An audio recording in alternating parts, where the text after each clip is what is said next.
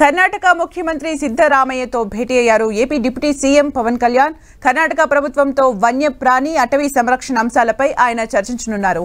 చిత్తూరు, పార్వతీపురం జిల్లాల్లో సాధారణ ఏనుగులు బీభత్సం సృష్టిస్తున్న వేళ వాటిని చెక్ పెట్టేందుకు కుంకి ఏనుగుల సహాయం కోరనున్నారు.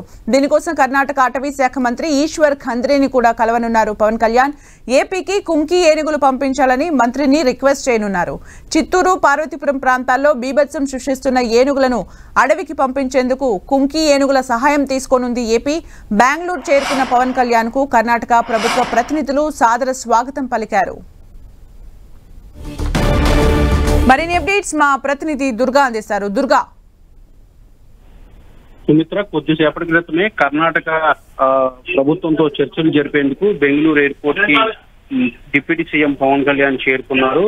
ఏపీలోకి సంబంధించి ముఖ్యంగా చిత్తూరు అలాగే పార్వతీపురానికి సంబంధించి ఏనుగుల గుంపులు పంట పొలాలను నాశనం చేయడం, దాంతో పాటు జనావాసాల్లోకి రావడం, చాలా మంది ప్రాణాలు కూడా తీసేందుకు ఏనుగులు జరుగుతున్నటువంటి పరిస్థితుల నేపథ్యంలో కుంకి ఏనుగులను కర్ణాటక నుంచి తీసుకొచ్చి ఆ ఏనుగులను ఇక్కడి నుంచి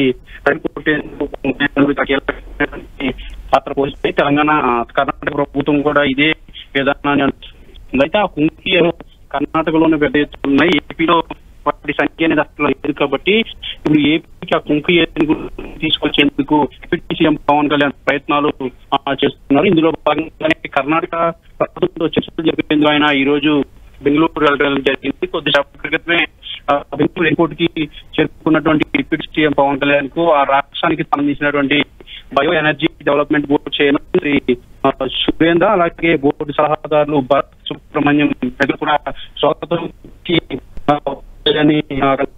తీసుకెళ్ళడం జరిగింది. ఆయన మరి కాసేపట్లో ముఖ్యంగా అంటే కర్ణాటక అటవీ శాఖ మంత్రిగా ఉన్నటువంటి ఈశ్వరన్ ఖండ్రేను కలవబోతున్నారు. కలిసి ఏనుగులు AP Right. Thank you, Durga, for the updates.